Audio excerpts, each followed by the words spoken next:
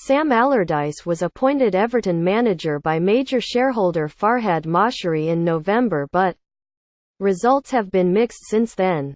Everton owner Farhad Moshiri has marked the second anniversary of becoming the club's major shareholder, and while the billionaire has changed the landscape at Goodison Park, any celebrations will have been muted.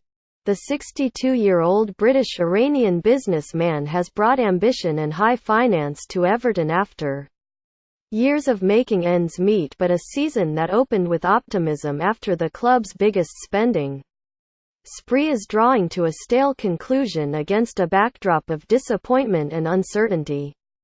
Moshiri's appointment of former England manager Sam Allardyce on an 18-month contract after a 5-week search for sacked Ronald Koeman's successor has failed to clear the air over Goodison Park, and more changes may yet be contemplated in the summer. So how can Moshiri's 2 years at Everton be viewed, and what direction will he take next?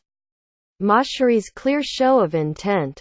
When chairman Bill Kenwright, after a search stretching back a decade, struck an agreement for Moshiri to buy a 49.9% share in Everton, he called him the perfect partner to take the club forward. In most fans' eyes, this meant an owner willing to put hands in deep pockets, unlock Everton's full potential with huge transfer budgets, and finally deliver on the promise of a new stadium after previous plans floundered. Moshiri can say, with justification, he is fulfilling those criteria. Everton have spent £277 million on players since his arrival. We will return to how this money has been spent later, and brought the prospect of a move away from Goodison Park closer. Everton hope to move to a new waterfront stadium at Bramley Moor Dock by 2022. Former Everton midfielder Kevin Kilbin told BBC Sport, "There have been a lot of false dawns at Everton, thinking there might be serious investment, and it hasn't quite happened. At the back of my mind I was wondering whether he was really going to throw money at it, but he has put his money where his mouth is. He has helped the club in a progressive way, and no one could ever accuse him of not providing the finance." Quote, Everton's accounts, released in December, revealed Moshiri has pumped £150 million into the club via a loan with no fixed repayment date. This money funded investment on players, wiped out a £28.5 million debt while reducing annual interest charges, and improved Goodison Park and the Finch Farm training base. Moshiri has also overseen spending of £9.1 million on securing a prestigious site for Everton's new stadium at Bramley Moor Dock on the waterfront, and initial planning. He has brought tangible progress by putting deals and the money in place to bring the move towards fruition. There will always be an understandable element of "we'll believe it when we're sitting in it" among Everton's fans, but there is now genuine belief it will happen. Everton have engaged supporters on the project with a 51-question survey to help shape development of the stadium, with world-renowned stadium architect Dan Mace ready to deliver designs.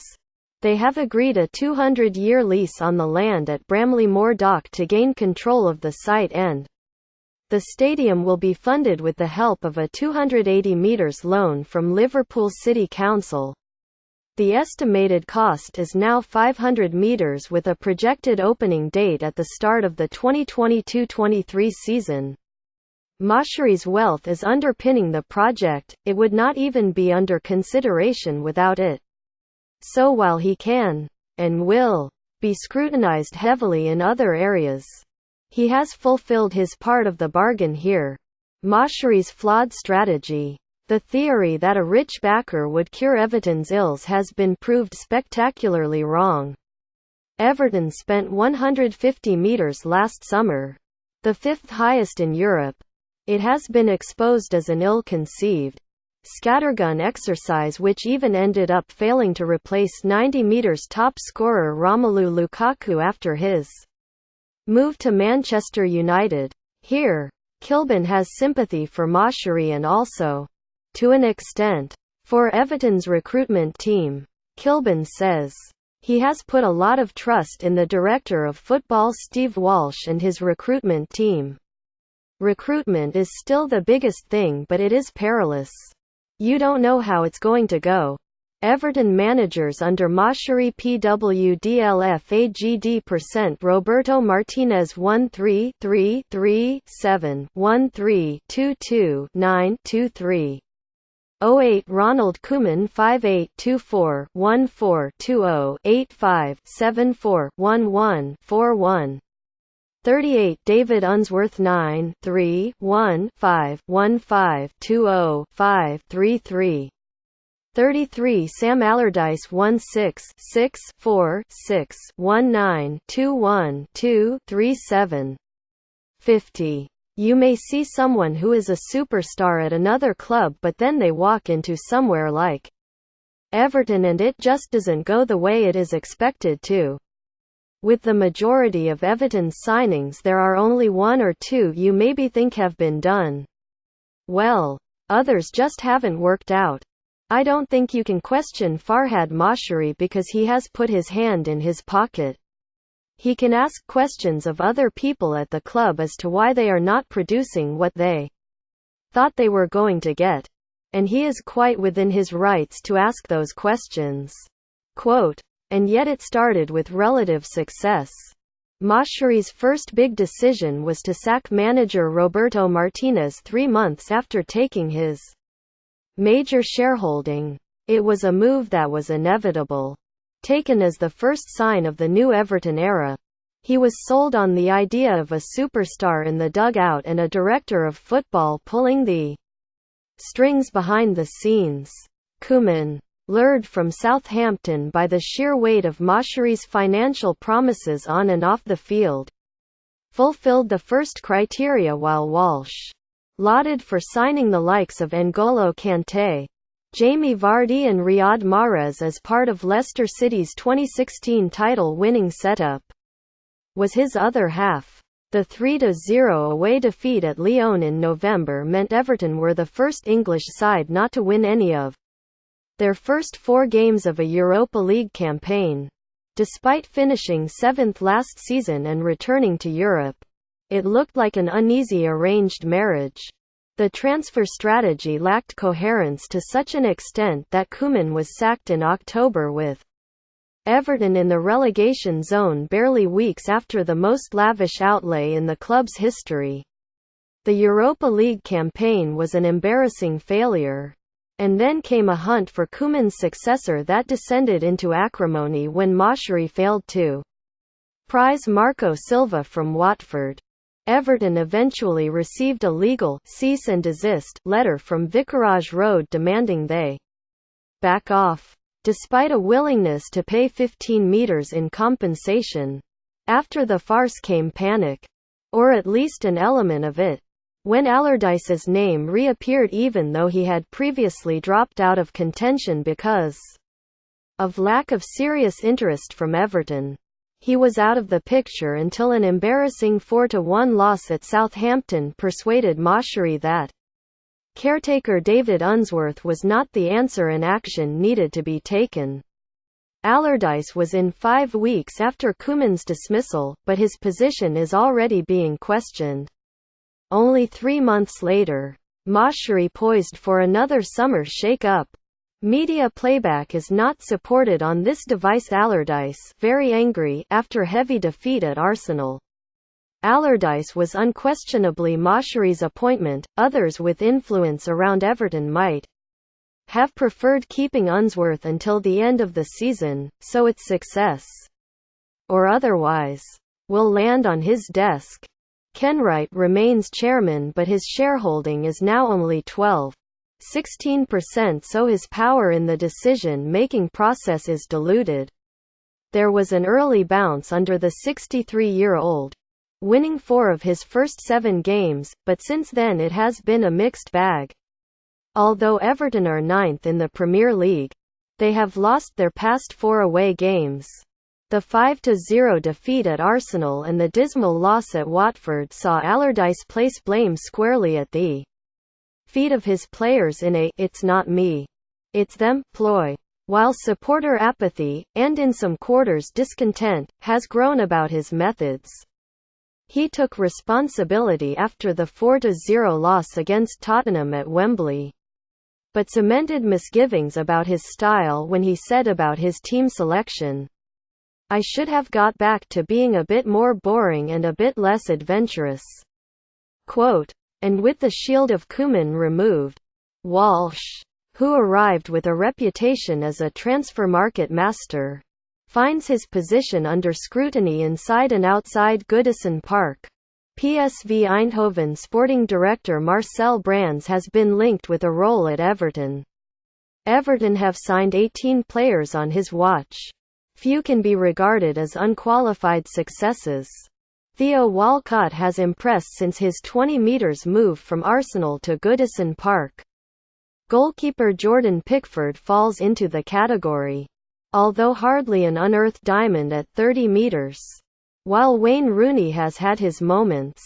Record 45 metres by Gylfi Sigurdsson and Theo Walcott, at 20 metres from Arsenal in the January window, have also shown what they can offer.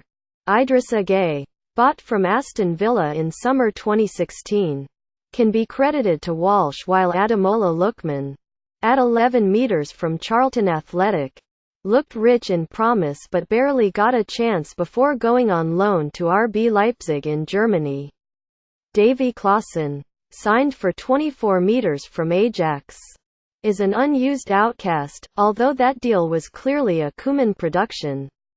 Sandro Ramirez, a 5.2 metres summer signing from Malaga, is back on loan in Spain at Sevilla.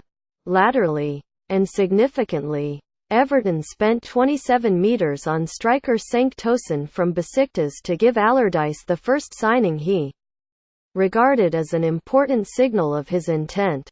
The Turk was dropped after 2 starts and effectively declared unfit for Premier League purpose at that point by Allardyce, with Omar Niasse, a figure of mockery early in his Everton career, preferred. Against this background, it would be a brave call to suggest with 100% certainty that Allardyce and Walsh will see the start of next season. Will Allardyce survive? Everton are Sam Allardyce's 7th managerial job in the Premier League. In Allardyce's defence, he is the 3rd manager this season to have been embarrassed by Everton's players in certain games, and he should keep them away from relegation. Everton's problems cannot be solely laid at his door. The squad he inherited, with 3 numbers 10s signed in the summer in Klaassen, Rooney and Sigurdsson, was so unbalanced it could barely stand up straight. Allardyce, however, is encountering a familiar problem in that Everton's supporters have not warmed to, or formed any bond with, one of the game's more divisive characters. Former striker Kevin Campbell tweeted after the Watford loss, "Everton need a manager who will set the club up for years to come. Must be young enough, brave enough and ruthless enough to progressively steer the club forward." Quote, and in his weekly Liverpool Echo column, former defender Michael Ball wrote, "I know Sam came into the club to do a job, but do we want to see this kind of football next season? I know I don't. Will he change his ways next season to take us to that next level? I'm very doubtful Sam will do so." Quote, Allardyce has lost 5 and won 5 of his 14 league games at Everton. A win rate of 35.71% that edges up to 40% if you include, as he has done, the 4-0 victory against West Ham United when he watched from the stand, but the team was actually under Unsworth's charge. Would Shakhtar Donetsk's coach Paulo Fonseca be a better fit for the Goodison faithful? There are also other factors at work. Silva, Moshiri's first choice to succeed Koeman, is available after being sacked by Watford following the collapse of results in the wake of Everton's interest. Shakhtar Donetsk's coach Paulo Fonseca was considered to succeed Koeman. He is out of contract at the end of the season with his reputation enhanced by impressive work in the Champions League. Kilbin is also uncertain about Allardyce's future. He told BBC Sport, "I think it is very much in the balance. 4 or 5 weeks ago I suppose it was a different answer I was giving you. Given that he only signed an 18-month contract, you almost see it as a stop-gap. Someone who can come in, stabilize the club and then they can rebuild going forward. I think it is quite feasible to suggest Sam Allardyce probably won't be managing the team next season." Quote, "The verdict. Everton's lack of progress on the field and the failure of his first phase of vast transfer expenditure means Moshiri, at this stage, has had a paltry return on his investment. However, he still retains much goodwill among Everton's fans because of his obvious ambition, financial support and his determination to drive through the new stadium." Kilbin says, "He's done a good job bringing the club forward. The new stadium looks like it's on the horizon. He has plowed a lot of money into the club. Everything around the place has improved when you look at the infrastructure. There is modernization of the training ground. Lots of progression is being made, but ultimately the club hasn't progressed on the pitch in relation to the Premier League standings, which is where you are ultimately judged." Quote, Moshiri said in a rare interview recently, "You get bumps in the road, but the plan we have is intact and we will go through that plan resolutely to achieve what we want." Quote, "The next phase and decisions to be made over the next few weeks will arguably be his most crucial.